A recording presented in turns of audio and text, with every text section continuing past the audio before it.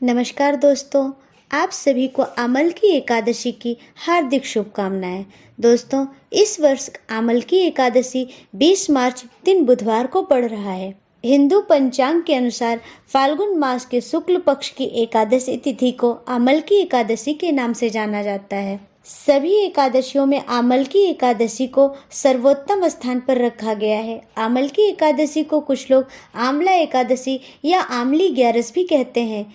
इसे रंग भरी एकादशी के नाम से भी जाना जाता है। इस दिन व्रत रखा जाता है और जगत के पालनहार श्री हरि विष्णु के साथ आंवले के पेड़ की पूजा की जाती है। कहा जाता है कि आंवले का पेड़ भगवान विष्णु को अत्यंत प्रिय है। इस दिन पूजा के दौरान आमल की एकादशी की व्रत कथा पढ़ने का विधान है। इससे भगवान विष्णु शीघ्र प्रसन्न होते हैं। आइए आमल की एकादशी की व्रत कथा सुनते हैं। पौराणिक मान्यताओं के अनुसार वैदिश नामक एक नगर था। उस नगर में ब्राह्मण, क्षत्रिय, वैश्य और शूद्र रहते थे। वहाँ रहने वाले सभी नगरवासी भगवान विष्णु के भक्त थे और वहाँ कोई भी नास्तिक नहीं था।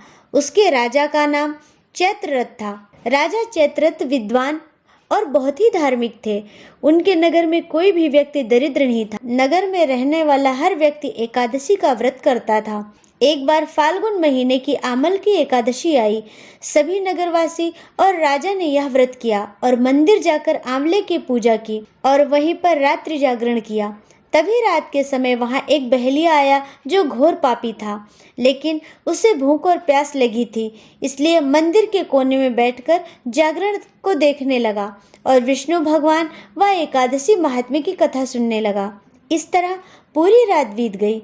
नगरवासियों के साथ बहेलिये ने भी पूरी रात जागा। सुबह होने पर सभी नगरवासी अपने घर चले गए।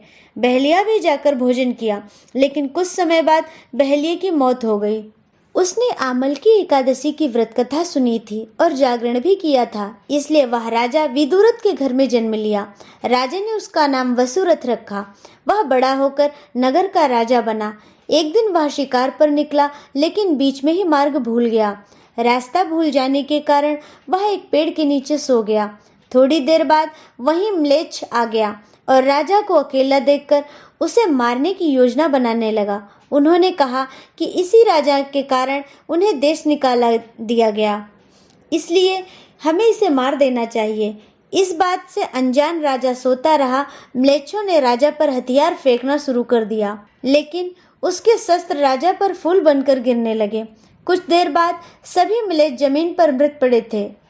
वहीं जब राजा की नींद खुली तो उन्होंने देखा कि कुछ लोग जमीन पर मृत पड़े हैं। राजा समझ गया कि वह सभी उसे मारने के लिए आए थे, लेकिन किसी ने उन्हें ही मौत की नींद सुला दिया। यह देखकर राजा ने कहा, जंगल में ऐसा कौन है जिसने उसकी जान बचाई। तभी आकाशवाणी हुई कि हे राजन, यह सब तुम्हारे आमल की एकादशी के व्रत करने के प्रभाव से मारे गए हैं। तुम्हारी देह से उत्पन्न आमल की एकादशी की वैष्णवी शक्ति ने इनका संहार किया है। इन्हें मारकर वह पुनः तुम्हारे शरीर में प्रवेश कर गई।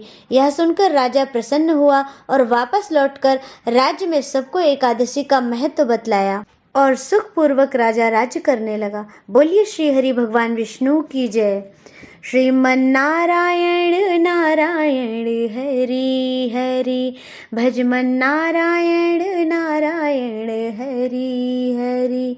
श्रीमन्नारायण नारायण हरि हरि हरि हरि, भजमन नारायण नारायण हरि हरि।